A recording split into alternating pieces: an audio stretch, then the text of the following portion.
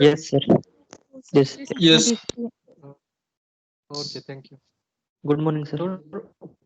So, good morning. From today's lecture, we are going to start the problems regarding the RCC structure.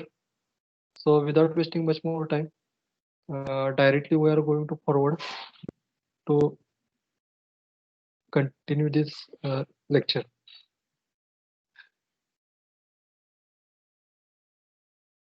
Okay, just take a review of the important formula that we have learned during the theoretical part. The first formula we have learned, that is the formula regarding compression force. Cu is equal to 0.36 FCK XU into B. Second formula we have learned, Tu, that is the tensile force, is equal to 0.87 Fy into AST. Next constant we have discussed, that is the XU. XU means the neutral axis. Neutral axis of the singular reinforced beam is 0.87 Fy into AST divided by 0.36 FCK into B. Then we have learned about the what is the criteria for various type of the sections. That is the balanced section, under reinforced section, and over reinforced section. Suppose in the given type of the beam, XU is equal to XU max, then such type of beam is called as balanced section. And if the XU is less than XU max, then it is called as an under reinforced section. And if XU is greater than the XU max, then it is called as the over reinforced section. Then, okay, this is the simple table which is made to understand the or memorize all the constants regarding the various grades. Suppose there are three types of grades of the steels that we are going to follow. That is the grade 1, grade 2, and grade 3. That is grade 1 means Fe 250, Fe 450, and Fe 500. If we are taking the grade 1 steel, then characteristics of steel, that is the Fy is equal to 250. XU max value for grade 1 steel is 0.53. XU max value for 450 concrete steel is 0.48D, and XU max value for Fe500 steel is 0.46D. Okay, all these values are very important while we are going to solving the problem. Okay, likewise, we have discussed the what is the value of the PT limiting and the what is value of maximum movement resistance, that is the MU limiting value for all this type of grade of steel. Okay, all these formulas are the important while we are solving or designing the RCC beam. Okay, now let's start with the problem number 1.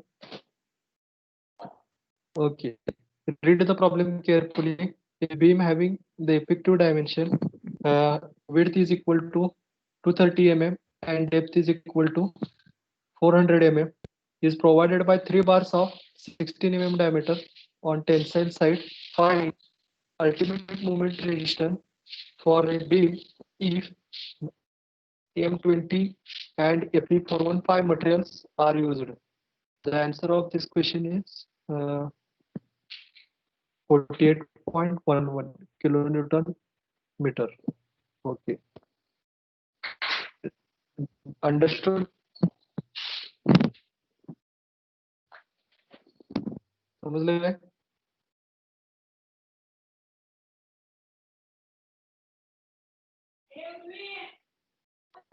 Hello, आवाज येतोय ना? Yes. खरं करते. Problem समजला काय?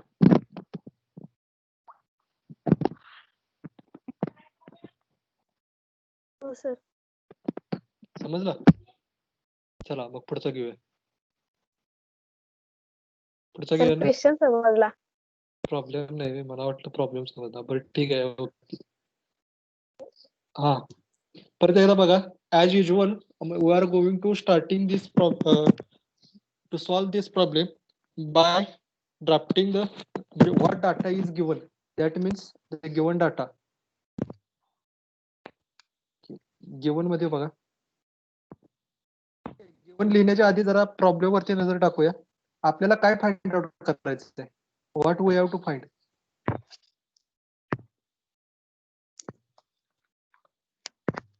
काय find करायचंय? MUR. Ultimate movement ultimate movement resistance म्हणजे MUR is equal to question mark. ठीक आहे. मुवमेंट ऑफ रेजिस्टन्स जर आपल्याला फाइंड आउट करायचं असेल तर आपल्याकडे काय फॉर्म्युला आहे? कालच्या लेक्चरला सांगितलं आपण.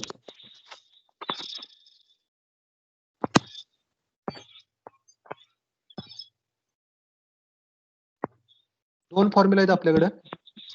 MUR इज इक्वल टू, आठवतोय का? CU into D. Into ZU और दुसरा एक formula MUR is equal to TU into ZU. Right. आता यातला कुठला फॉर्म्युला वापरायचा दोन्ही पैकी? TU इंटू ZU वापरायचा का TU इंटू ZU वापरायचा? TU into ZU. का बरं? टेन्शन दिलेलं आहे त्यामुळे. Tension. 3 bars on tension. नाही, तसं नाही. 3 bars ऑन टेन्शन वरती नाही. आता समजा त्यासाठी मी तुम्हाला balanced section, under reinforce section आणि ओव्हर रेनफोर्स सेक्शन या दोन गोष्टी समजल्या पाहिजे.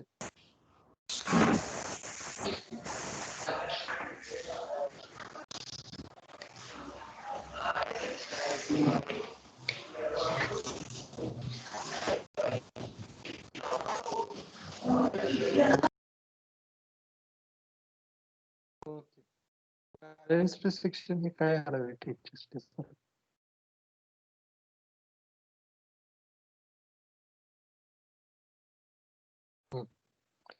Balance section, over reinforce section आणि अंडर रेनफोर्स सेक्शन या दोन गोष्टी समजल्या पाहिजे. 3 गोष्टी समजल्या पाहिजेत. तर समजा डिझाईन करतोय म्हणजे आपण काय करतोय, परत एकदा आपण त्याच थीमकडे जाऊया. कोणतंही डिझाईन असू दे, आपल्याला काय करायचंय ते स्ट्रक्चर सगळ्यात पहिल्यांदा काय असलं पाहिजे आपल्या डोळ्यासमोर क्रायटेरिया? बॅलन्स. काय? कोणतंही स्ट्रक्चर डिझाईन करताना सगळ्यात पहिला डिझायनरच्या समोर कोणता क्रायटेरिया असला पाहिजे? CU is equal to safety. TU. Safety आलं लक्षात. कोणतंही स्ट्रक्चर डिझाईन करताना ते पहिल्यांदा सेफ्टी त्याचे आपण कन्सिडर करायचे. मग ते RCC स्ट्रक्चर असू दे नाहीतर स्टील स्ट्रक्चर असू दे, बाकीचे फॉर्म्युले वगैरे या नंतरच्या गोष्टी. पहिल्यांदा ते स्ट्रक्चर सेफ असलं पाहिजे, मग इकॉनॉमिकल असलं पाहिजे. लक्षात. दुसरा क्रायटेरिया इकॉनॉमीचा आहे. ठीक आहे. मग आता आपण आपल्या मुद्द्याकडे येऊया. तर बॅलन्स्ड सेक्शन मध्ये काही प्रश्न नाही. दोन्ही XU मॅक्स आणि XU दोन्ही सेम असतात. पण ज्यावेळेला ओव्हर रेनफोर्स्ड असते त्यावेळेला, ओव्हर रेनफोर्स्ड सेक्शन ज्यावेळेला असतोय त्यावेळेला स्ट्रक्चर कशामुळे, तो बीम कशामुळे फेल होणार आहे?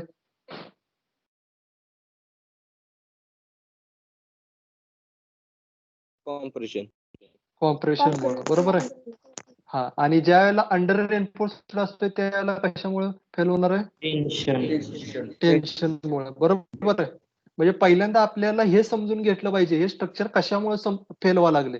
म्हणजे समजा जर कॉम्प्रेशनमुळे फेल होत असेल आणि तुम्ही TU चा फॉर्म्युला वापरला, TU is equal to ZU, हा जर फॉर्म्युला जर तुम्ही वापरला तर त्या डिझाईनला काय अर्थ नाही. कारण का तुमचं फेल्युअर कशामुळे व्हायला लागलंय? कॉम्प्रेशनमुळे. ठीक आहे. मग तर पहिल्यांदा हे समजून घ्यायचं आहे आपण की हे फेल्युअर कशामुळे होणार आहे? कॉम्प्रेशनमुळे होणार आहे का टेन्शनमुळे होणार आहे? मग हे समजून घ्यायचं असेल तर मग आपल्याला काय केलं पाहिजे?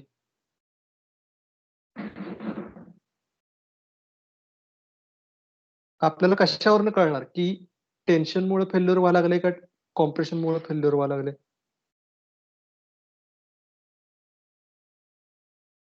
तर आपल्याला पहिल्यांदा कम्पॅरिझन केलं पाहिजे.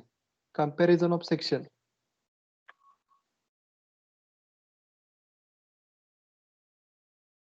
सेक्शनचं कम्पॅरिझन केलं पाहिजे. कम्पॅरिझन कसं करणार? फॉर्म्युला पुट अप करून. CU, TU आणि XU. CU, TU आणि XU. बरं, ठीक आहे. आपल्याला आता हे अंडर एन्फोर्सड आहे का ओव्हर एन्फोर्सड आहे हे कशावरून कळत असते तर दोन व्हॅल्यू वरून कळत असते. एक तर XU आणि दुसरी व्हॅल्यू कुठली XU max. XU max. XU max किंवा XU लिमिटिंग. बरोबर आहे. XU max किंवा XU लिमिटिंग ह्या दोन व्हॅल्यू. मग त्यासाठी पहिल्यांदा तुम्हाला XU ची किंमत फाइंड आउट केली पाहिजे आणि दुसरी गोष्ट म्हणजे XU लिमिटिंग किंवा XU max ची तुम्हाला व्हॅल्यू फाइंड आउट केली पाहिजे. ठीक आहे. तर आता XU लिमिटिंगच्या व्हॅल्यू तर स्टँडर्डच आहे. XU लिमिटिंगच्या व्हॅल्यू किंवा XU max च्या व्हॅल्यू स्टँडर्डच आहे. तिथे टेबल दिलाय तुम्हाला. XU max XU लिमिटिंगच्या ग्रेड वरती म्हणजे आपण हे डेरिव्हेशन केलेलं आहे. हे पेपरला अपेक्षित नाही की परत एकदा तुम्ही डेरिव्हेशन केलं पाहिजे. डायरेक्टली हा फॉर्म्युला घेतला की तुम्हाला कळेल. ठीक आहे. आता राहिला प्रश्न फक्त XU चा. XU फाइंड आउट करायचा आहे. XU चा फॉर्म्युला माहिती आहे का आपल्याकडं तर माहिती आहे. XU इज इक्वल टू काय 0.87 FY into AST divided by 0.36 FCK into B. ठीक आहे. हा आपल्याकडे XU चा फॉर्म्युला आहे. मग FY माहिती आहे का आपल्याला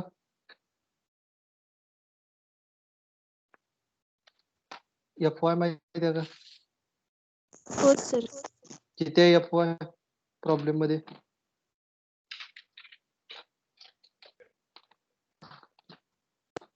415 घेतलं. 415 न्यूटन पर 415 बरोबर आहे. FY आहे 415. AST माहिती आहे का मग 400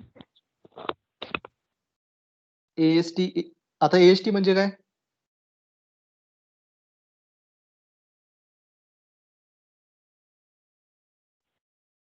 एरिया ऑफ स्टील. AST म्हणजे एरिया ऑफ स्टील. आपल्याला दिलाय का एरिया ऑफ स्टील त्याने स्टीलचा नाही. एरिया दिलाय की नाही सर.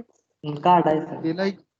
हा कसा काढणार मग आणि depth 4 into 5 into diameter of बरोबर आहे. एकदम steel बरोबर. म्हणजे upon number of square. Bars provided जे आहेत तोच म्हणजे एरिया ऑफ स्टील. अलग लक्षात नंबर ऑफ बार्स प्रोव्हाइड केलेत म्हणजे 16 mm चे 3 बार केलेत. म्हणजे पहिल्यांदा 16 mm च्या एका बारचा एरिया काढायचा आणि तो 3 टाइम्स करायचा म्हणजे तो झाला तुमचा एरिया ऑफ स्टील. लक्षात आलं. तो झाला AST. ठीक आहे. म्हणजे AST फाइंड आउट करू शकतोय. FY चा विषय संपला. AST चा विषय पण. आता FCK दिलाय का characteristic strength of concrete. FCK म्हणजे काय कॅरेक्टरिस्टिक स्ट्रेंथ ऑफ कॉन्क्रीट किती दिले 20 नाही किती 415 415 काय आहे 20 20 415 Newton स्टीलची कॅरेक्टरिस्टिक आहे. 20 हा 415 जी आहे ती स्टीलची कॅरेक्टरिस्टिक आहे आणि 20 जी आहे ती कॉन्क्रीटची कॅरेक्टरिस्टिक स्ट्रेंथ आहे. बी दिलाय का बी म्हणजे काय ब्रीथ ऑफ दिलाय. दिलाय का width of section. दिलाय. हो दिलाय सर. ओके. किती आहे? हा म्हणजे पहिल्यांदा आपल्याला काय केलं पाहिजे XU काढून फाइंड आउट 230. केलं पाहिजे. बरोबर आहे. XU पहिला फाइंड आउट केला पाहिजे मग XU लिमिटिंग फाइंड आउट केला पाहिजे.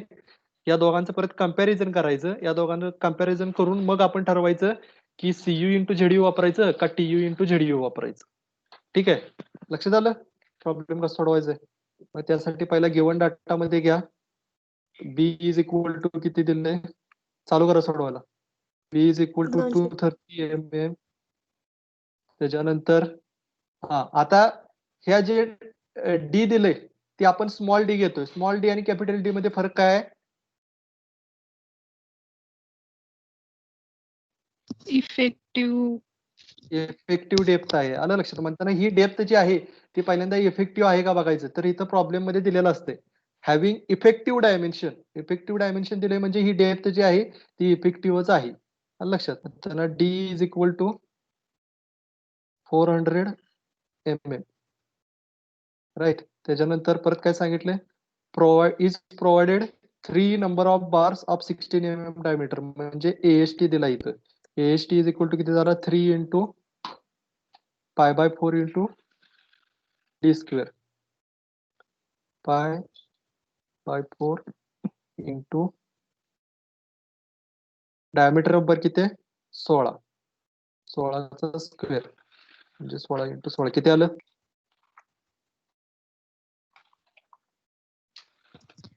603.18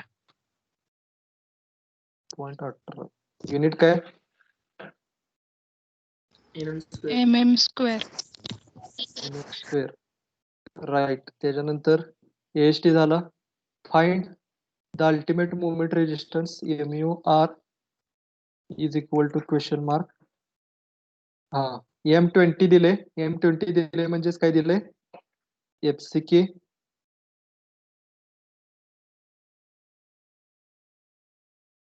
किती दिलाय? 20 पर mm² आणि त्याच्यानंतर परत अनेक व्हॅल्यू दिल्या. FE 415 म्हणजे काय दिलंय? FY 415 न्यूटन पर mm². राईट. म्हणजे गिव्हन डाटा आपण सगळा व्यवस्थित लिहून घेतलेला आहे. Okay, done.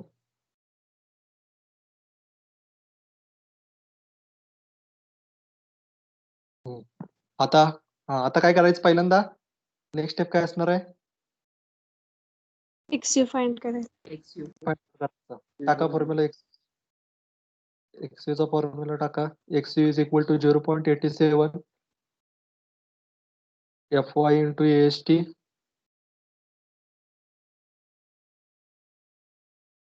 प्रत्येकाच्या किमती पुट करा. Divided by 0.36 FCK into B. 0.87 आहे असं ठेवलं. FY ची व्हॅल्यू आपल्याकडे दिलेली आहे 415. 131.50. फायनल आन्सर आलं 131.50. 50.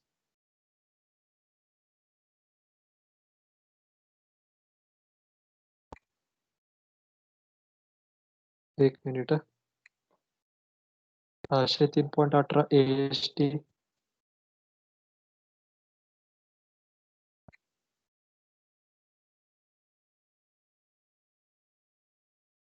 FCK आहे 20. B आहे 123. 123 कुठे? 130 आहे. 230 आहे. 230. अं, 131.50 येतो. 131.50. कसं सांग? क्लिक करत राहा.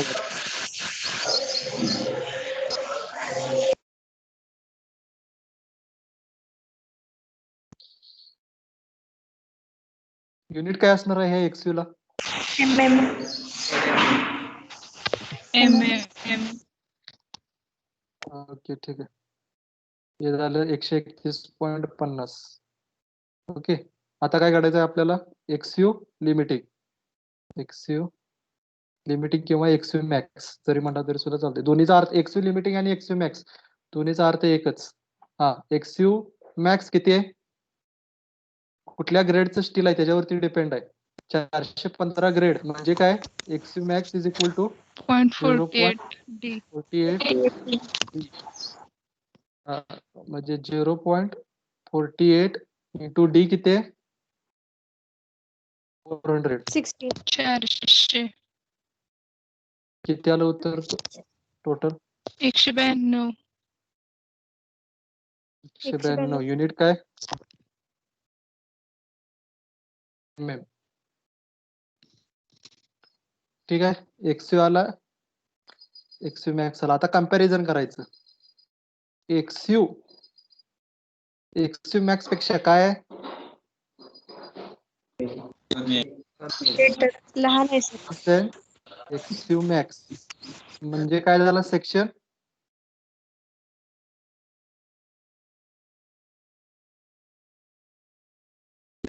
अंडर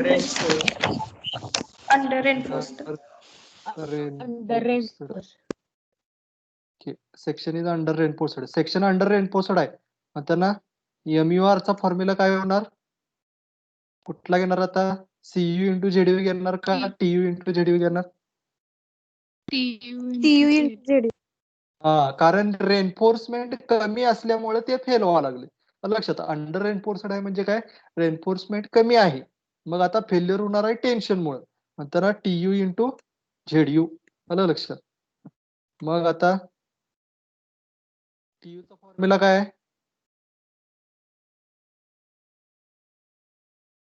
TU चा formula 0.87 87 0.87 FY FY AST. JDA चा फॉर्म्युला काय आहे? JDA चा फॉर्म्युला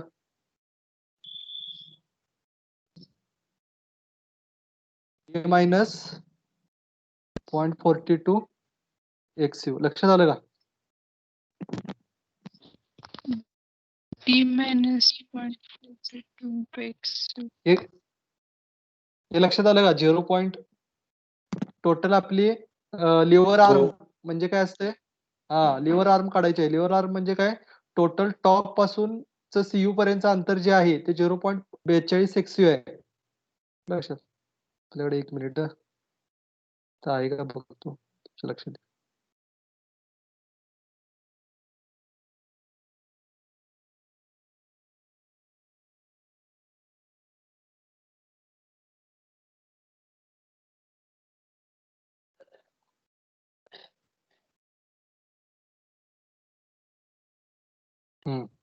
इथे बघा, हे आपल्याला जेडीयूचा अंतर हे जेडीयू फाइंड आउट करायचं आहे. जेडीयू म्हणजे काय? हे जेडीयू टोटल डेप्थ आहे स्मॉल डी, ही डेप्थ आहे स्मॉल डी. या स्मॉल डी मधून ह्या 0.42 XU म्हणजे राहिला फक्त जेडीयू. ही जेडीयूची किंमत टाकली डी मायनस 0.42 जेडीयू. लक्षात आलं का? किमती पुट करा. 0.87 इंटू FY किती आहे? 415 इंटू AST किती आहे? 603.18 आणि त्याच्यानंतर इंटू डी किती आहे? 400 वजा 0.42 XU किती आहे? 131.50. 31.50. ओके, किती आलं उत्तर बघा? 2.43 into 10⁻10. 2.43 10⁻. 75.08 into 10⁻6. 75.08 into 75.08 into 10⁻6. 75.08. 10⁻6 ना? हो हो, आलं आलं. 10⁻6. युनिट काय सांगा? Newton. Kilo Newton per metre. kilonewton. काय आहे हे? MM. काय Newton per mm. 10. ही व्हॅल्यू कशाची फाइंड आउट केली आपण? मुवमेंट ऑफ रेजिस्टन्सची केली. म्हणजे ही काय आहे? थोडक्यात एक रेजिस्टन्स जरी असली तरी एक प्रकारची मुवमेंट आहे. मुवमेंट आहे म्हणजे काय? हे फोर्स इंटू डिस्टन्स आहे. Newton into MM. लक्षात, फोर्स इंटू डिस्टन्स आहे मुवमेंट म्हणजे. आता याचं युनिट येते न्यूटन MM. लक्षात. हा, झाले मुवमेंट ऑफ रेजिस्टन्स. आपले किती आले उत्तर? 48 आले की कसं काय? कॅल्क्युलेशन आहे ना बरोबर? हो. 45 यायला पाहिजे. ठीक आहे, असेल बरोबर तर येईल मग. सर मग हा, कॅल्क्युलेशन चुकलं असेल. करून बरोबर सांगा की मग किती आहे.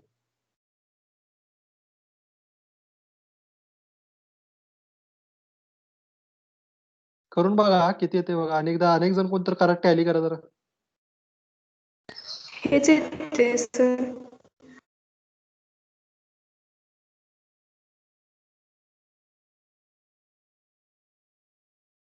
ठीक आहे, येत असेल तर काय अडचण नाही. चला पुढे चला. ओके, ठीक आहे. सेम या पद्धतीने दुसरा प्रॉब्लेम आहे बघा. A singly reinforced beam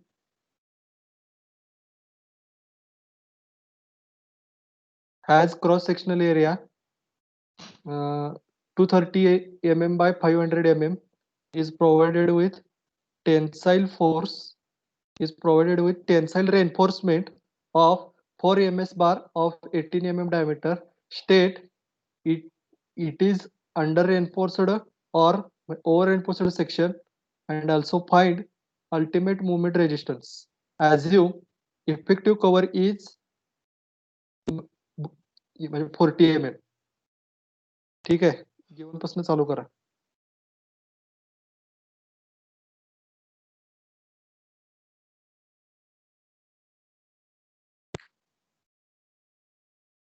given काय दिले पहिल्यांदा आपल्याकडे? Is having cross sectional area. आता हे नुसतं क्रॉस सेक्शनल एरिया म्हणले, इफेक्टिव्ह असं म्हणले नाही. ठीक आहे, म्हणजे पहिल्यांदा बी आहे तसं घ्यायचं, बी ला काय फरक पडत नाही. बी इज इक्वल टू 230 mm. त्याच्यानंतर डेप्थला तेवढा फरक पडणार, कारण का ही क्रॉस सेक्शनल एरिया म्हणले, ग्रॉस किंवा क्रॉस सेक्शन, इफेक्टिव्ह असा शब्द नाही. तरी इथं पुढे त्यांनी इफेक्टिव्ह कव्हर पण दिलेला आहे. म्हणजे small D is equal to किती येणार? 500 minus 40. हा, किती येते? 500 minus 40 is equal to 460 mm. बरोबर आहे ना? इज रेनफोर्स्ड विथ 4 bars, म्हणजे AST दिलाय. AST is equal to 4 into pi by 4.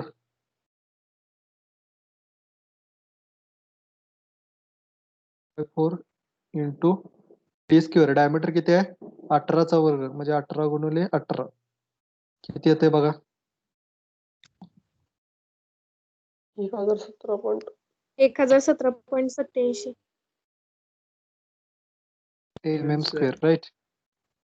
हा, पुढं तर स्पीड न करा. आता मागाचं चुकले, आता हे तरी उत्तर बरोबर यायला पाहिजे. चुकलंय असं मी म्हणत नाही, कॅल्क्युलेशन जरा टॅली करा. हा, AST दिलाय, परत झालं बार दिले. हा, आता परत काय म्हणले? हा, आता इथं कुठलं मटेरियल आहे ते दिलं नाही, FCK आणि FY च्या व्हॅल्यू दिलेले नाहीत. मग अशा केसला काय करणार? Assume. ऍझ्युम करायचं. बरोबर आहे. हा, ऍझ्युम M20 and FE 415 material. Therefore, FCK is equal to 20 Newton per mm square आणि FY is equal to 415 Newton per mm square.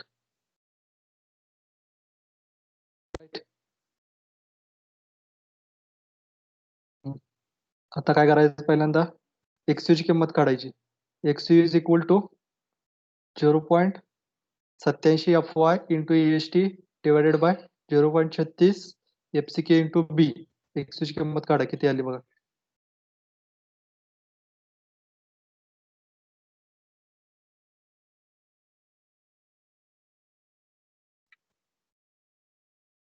$415. AST किती आलाय? 221.92.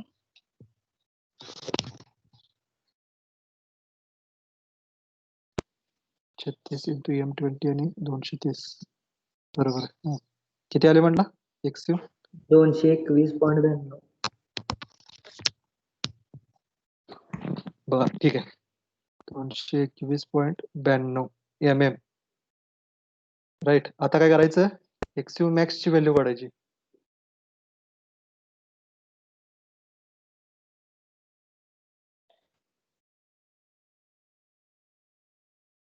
XU max 220.8. 0. ग्रेड कुठला आहे? हा, म्हणजे 0.48 दिला. 0.48 D is equal to 0.48 into 460 किती आलं? 220.8. करा. XU काय आहे? XU is greater than XU max. बरोबर आहे का? म्हणजे काय झालं? Means section is Under reinforced.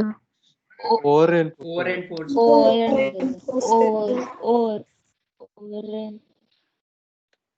Section जर ओव्हर एन्फोर्स्ड असेल तर MUR काय होणार मग? CU into ZU. CU into Z. ZU. CU ची किंमत किती आहे? 0.36 CK into XU into B into ZU म्हणजे किती आहे? D minus 0.42 ZU. राईट. किमती पुट करा. 0.36 आहे तसं ठेवलं.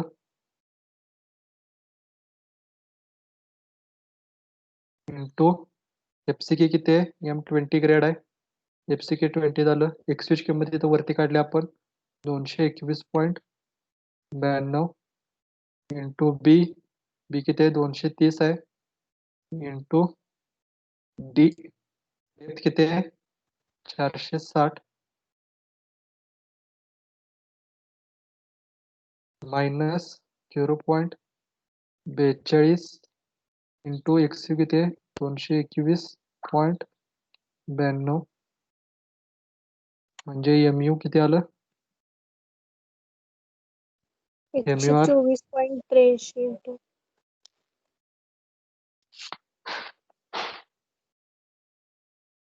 124 124.83. 24 येते का 34 येते? 79. 34 आहे ना? 134. हा म्हणजे इथं बरोबर आहे. बरोबर आहे. आता बरोबर आलो बघा. 134.79 युनिट काय येणार? Into 10⁻³ into 10⁻⁶. सॉरी 10 हा बरोबर 10⁻⁶ आणि युनिट काय येणार आहे ह्याला? Newton MM. इथं आन्सर मध्ये देताना किलो न्यूटन दिलं असेल बघा. किलो न्यूटन मीटर मध्ये दिले. किलो न्यूटन मीटर म्हणजे कन्वर्ट करून इंटू 10⁻⁶ घालवले त्यांनी बाकी काय. ठीक आहे. ओके. ठीक आहे. म्हणजे हे मोमेंट ऑफ रेजिस्टन्स कसा काढायचा हे प्रॉब्लेम समजला. नेक्स्ट घ्या. Third problem. A beam is made up of M15 grade concrete and Fe 500 steel has the effective cross section. आता हा जो क्रॉस सेक्शन दिलाय तो इफेक्टिव्ह दिलाय म्हणजे वजाबाकी वगैरे करायची काही गरज नाही. 230 mm by 400 mm and the length 6.3 meters. Okay, the beam is supported over 300 mm support. 4 bars of 16 mm diameter are used for reinforcement purpose. Find out the working load inclusive self weight. पूर्ण करायचं.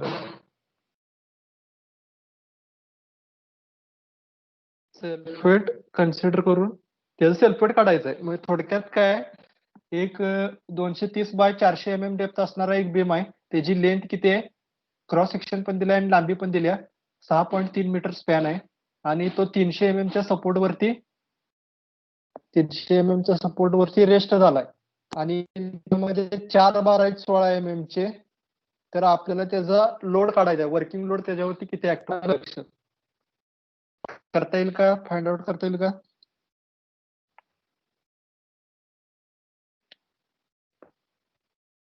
तर आपल्याला toss मध्ये एक formula झालेला आठवतंय का बघा?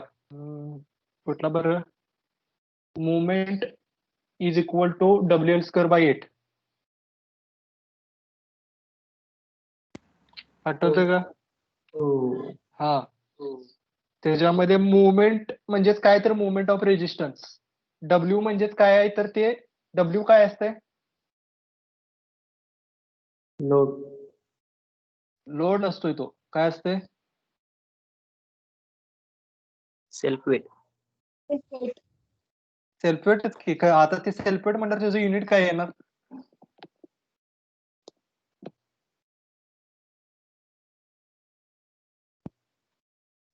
तर ते लोड Neutral. नसतोय, तो युडीएल असतोय. युडीएल युनिफॉर्मली डिस्ट्रीब्युटेड लोड, डब्ल्यू म्हणजे, आणि एल म्हणजे effective length divided by L, हे कॉन्स्टंटच आहे. म्हणजे त्यासाठी आपल्याला म्हणजे हा फॉर्म्युला माहित पाहिजे, moment is equal to W L square by 8. हा, आता इथं फक्त moment of resistance MU find out करून घ्यायचा आहे. आता आपल्याला एमयू फाइंड आउट करायचा. एमयू फाइंड आउट केल्यानंतर सेल्फेट काढायचं, त्याचं UDL per metre UDL find out करायचं आहे. आणि एल इफेक्टिव्ह 6.3. आता इथे इफेक्टिव्ह लेंथ घ्यायची, ती कशी घ्यायची सांगतो. इथं स्पॅन दिलाय त्याने आणि 8 काय कॉन्स्टंट आहे. त्यासाठी पहिल्यांदा आपल्याला काय केलं पाहिजे, पहिली स्टेप काय असली पाहिजे, movement of resistance find out करायचं आहे. मग आता movement of resistance find out करायचं असेल तर त्याच्या पण आधी काय केलं पाहिजे,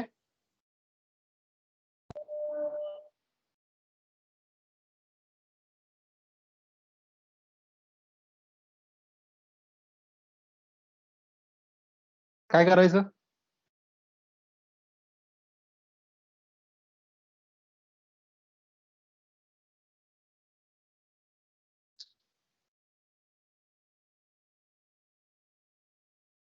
movement of resistance find out करायचं असेल तर काय करायचं?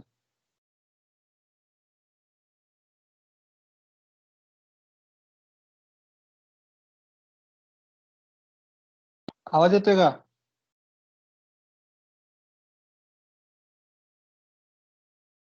हो सर. काय करणार मग movement of resistance find out करायचं असेल तर? क्रायटेरिया होता. हा, करा बरं. एक्सयू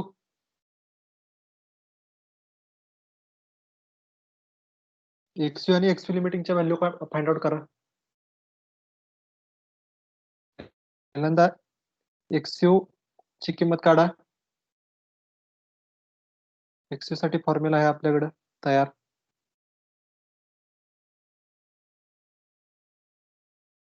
ठीक आहे, एक्सयू इज इक्वल टू 0.87 अपॉय into AST divided by 0.36 FCK into B.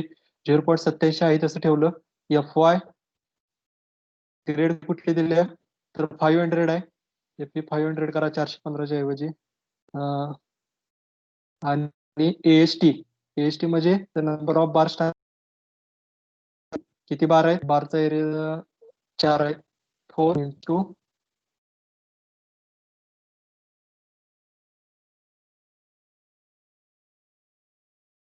5 bye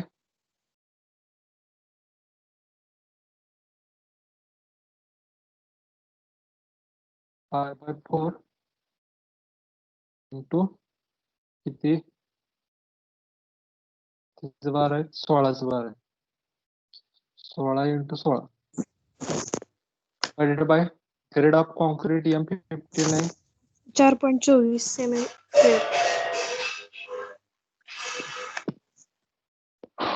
काय 4.24 804.24 mm स्क्वेअर AST येतोय. डायरेक्ट एक्सयू ची किंमत सांगा. हे टाकलं मी. आता एएसटी मी ते कॅल्क्युलेट करत बसलो नाही, डायरेक्ट या फॉर्म्युल्यामध्ये पुट केलं. 4 नंबर ऑफ बार 281.67. 281.67. 281.67 mm. ठीक आहे, आता काय करणार, एक्सयू लिमिटिंगची व्हॅल्यू 184 mm. एक्सयू लिमिटिंगला काय घेणार, एक्सयू लिमिटिंग किंवा एक्सयू मॅक्स इज इक्वल टू, आता 0.48 होत नाही इथं, कारण का ग्रेड एफई 500 आहे, म्हणजे इथं 46 होणार. म्हणजे इथं 46 इंटू इथे डेप्थ 400 किती झालं हे,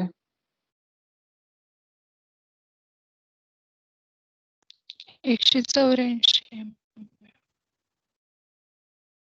184 mm.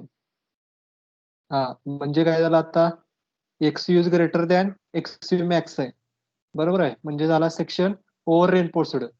सेक्शन ओव्हर रेनफोर्सड झाला म्हणजे MU is equal to CU into ZU. Under reinforced असतात तर टीयू इंटू जेडयू झालं असतं.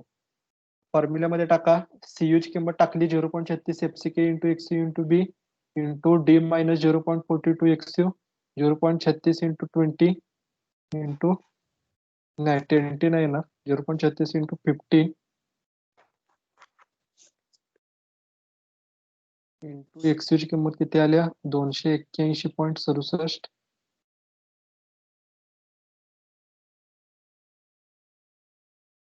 बी 230 का आहे. डेप्थ किती आहे 400 वजा 0.42 इंटू एक्सयू 281.67. किती आलं उत्तर?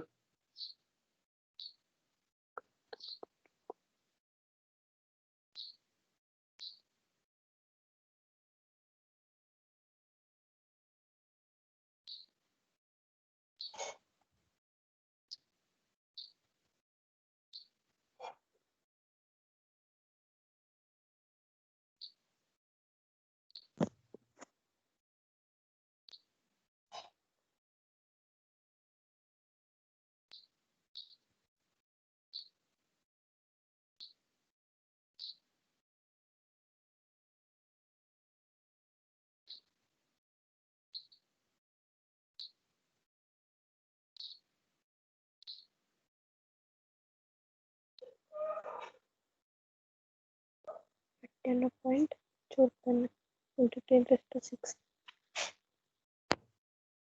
9.54 इंटू 10⁻⁶. आलं का? हो. ओके. एमयू ची किंमत आली. ठीक आहे. ओके. हा आता एमयू आल्यानंतर आता आपण मुवमेंटचा फॉर्म्युला वापरायचा.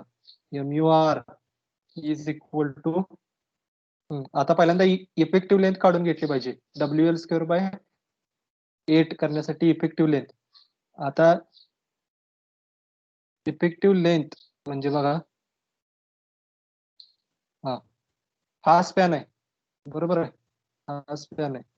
टोटल त्याची लेंथ दिल्या 6.3. ते 6.3 अंतर दिलंय ते काय क्लिअर स्पॅन आहे. ते म्हणले का लेंथ म्हणले 6.3 क्लिअर स्पॅन. ठीक आहे. आणि ते सपोर्ट किती वरती झालाय इफेक्टिव्ह स्पॅन असं त्यांनी म्हटलंच नाही इथं. इफेक्टिव्ह लेंथ असं म्हटलंच नाही. म्हणताना हा क्लिअर हे टोटल लेंथ आहे. सॉरी टोटल लेंथ आहे. आणि किती ते रेस्ट काय 300 mm सपोर्ट वरती रेस्ट झालं. म्हणजे हे त्याचा सपोर्ट आहे ते 300 mm. टोटल लेंथ आहे 6. आणि मग त्याची इफेक्टिव्ह लेंथ किती होणार तर इफेक्टिव्ह लेंथ म्हणजे काय ह्या सपोर्टच्या सेंटर पासून 2 सपोर्ट आहेत. त्या दोन्ही सेंटर पासून centre to centre distance between 2 support that is called as effective length. मग आता हे 6.3 टोटल अंतर आहे. ठीक आहे. आणि ह्या अंतर 300 आणि ह्या अंतर 300 म्हणजे इफेक्टिव्ह लेंथ त्याची किती होणार 300 मायनस होणार mm. 300 मायनस होणार. बरोबर आहे. एकदम बरोबर. हा म्हणजे मी जरा वेगळ्या भाषेत सांगणार होतो. बरोबर सांगितलं, काय अडचण नाही. म्हणजे कसं होणार L effective is equal to length म्हणजे इकडची अर्धी लेंथ सपोर्टची अर्धी लेंथ मायनस होणार. म्हणजे 2 सपोर्टची अर्धी लेंथ म्हणजे इकडची अर्धी सपोर्टची मायनस होणार आणि इकडची अर्धी सपोर्टची मायनस होणार. मिळून काय 1 सपोर्ट मायनस होणार. म्हणजे तेच आलं मायनस सपोर्ट. म्हणजेच हे किती झालं 6.3 मायनस किती करायचं 0.3 म्हणजेच किती झालं 6 मीटर. आपण सगळे MM मध्ये घेतलोय नंतर हे MM मध्ये कन्वर्ट करा 600 mm आणि ही व्हॅल्यू आता मोमेंट काढायला आपण कन्सिडर करायची. ठीक आहे. MU R is equal to आता हा जो लोड येणार आहे तो डिझाईन लोड येणार आहे. नंतर याला WD म्हणतात. WD into LE square, L effective square divided by 8.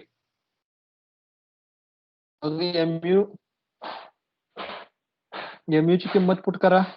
MU ची किंमत आली आपल्याकडे 98.54 into 10⁻⁶ into 10⁻⁶ is equal to WD find out करायचं आपल्याला. WD into L इफेक्टिव्ह किती आलं 6000 डिवायडेड बाय 8.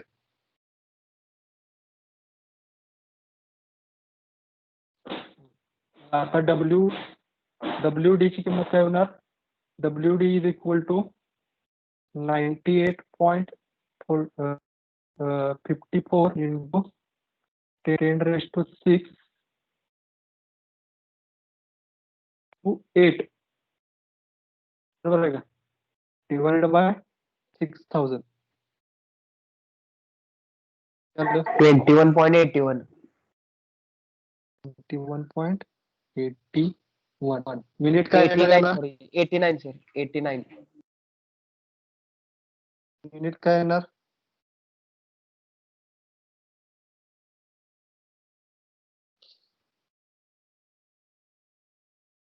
युनिट काय असणार? Newton mm. 89 येते सर. 89 च लिहिले की 21.89 ना.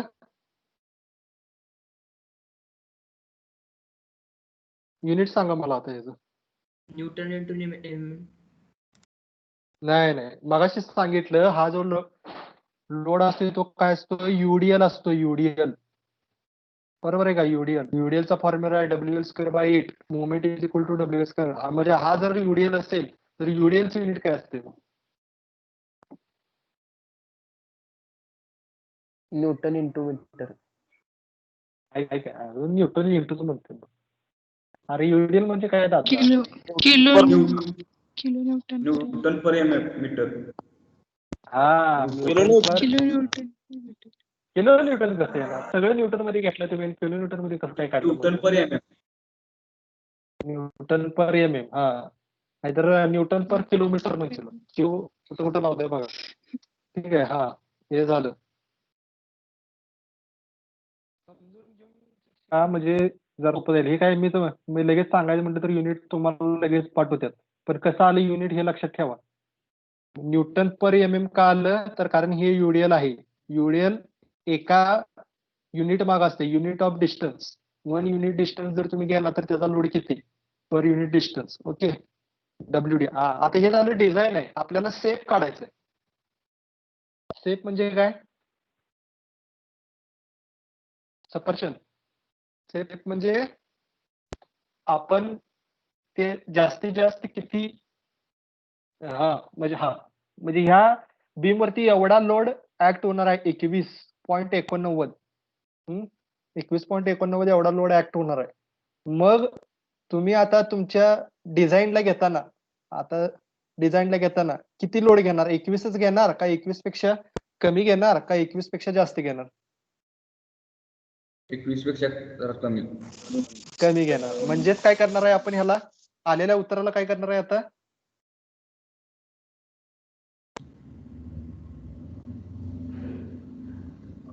आलेल्या उत्तराला काय करणार आपण आता? Round down. नाही, राऊंड डाऊन नाही. फॅक्टर ऑफ सेफ्टी लावायचं त्याला. लक्षात. म्हणजे WD divided by factor of सेफ्टीचा सिम्बॉल काय आहे?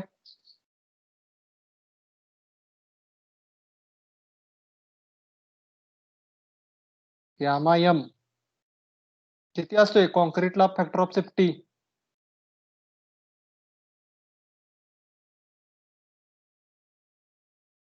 तुमचं तुम्ही बघा म्हणा, आम्हाला काय माहित नाही.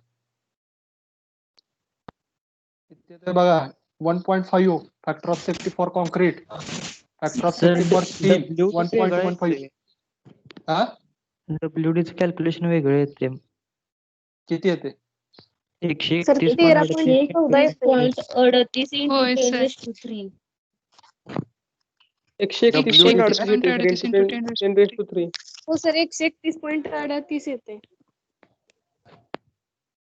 बरं, 1 मिनिट आपण करूनच बघूया त्याला.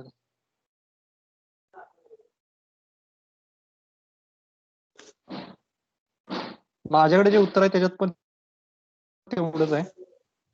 आता हे भागिले केला का नाही याला, हे उत्तर एवढंच येणार आहे. म्हणजे इथे किती लोड सांगितलं ह्याने? 14.59 सांगितलंय ना. म्हणजे 21.89 डिवायडेड बाय 1.5 करून बघा. 21.89 डिवायडेड बाय 1.5 14.59 आले की बरोबर. बरं ठीक आहे. कुठे चुकलंय? किती चुकलंय म्हणताय का? WD ला WD सर बरं, ठीक आहे. 138.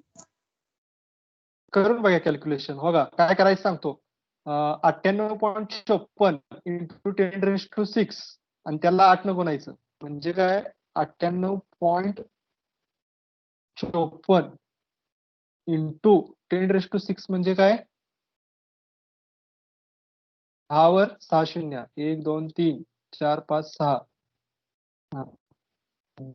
Into 8 divided by 6000. त्याला आता ह्याच्या पुढं 160 तेवढंच यायला लागेल. चुकलं काय? होय, चुकले वाटतं. किती येते? 100 131.38 into 10⁻6. 131.38 into 10 raised to 3. Calculation check करा बरं का. 131.38 into 10 raised to 3. होय, त्याला सांगितलं की दादा. आता कान काय फोडतं काय माझं? एकाने सांगितल्यावर कळत. ठीक आहे, ठीक आहे. आता हे झालं. आता याला परत काय करायचं? पार्सल शिफ्ट फॅक्टर मागायचं. 131.38 डिवायडेड बाय 1.5. आवरा लवकर, पुढचं लेक्चर आहे तुम्हाला. किती आलं? 87.59 into 10 raised to 3. Sir एलियाला square आहे ना सर? 6000 ला बरोबर आहे. एक नंबर.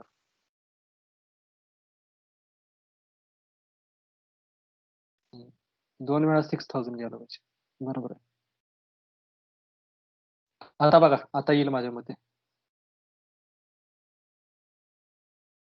सर 21.89 येते ना?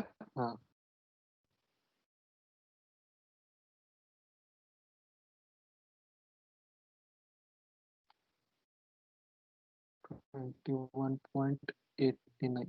Okay, done.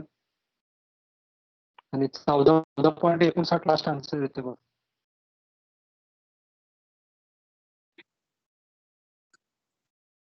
Yes sir. Unit काय त्याला परत? न्यूटन पर mm. ठीक आहे.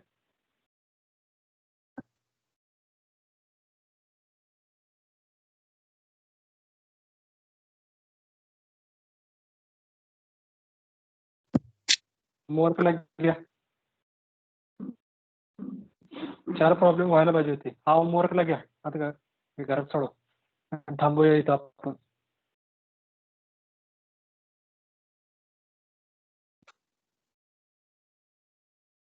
प्रॉब्लेम घेऊन घ्या आणि मीटिंग लिव्ह करा. अटेंडन्स घेतलेली आहे.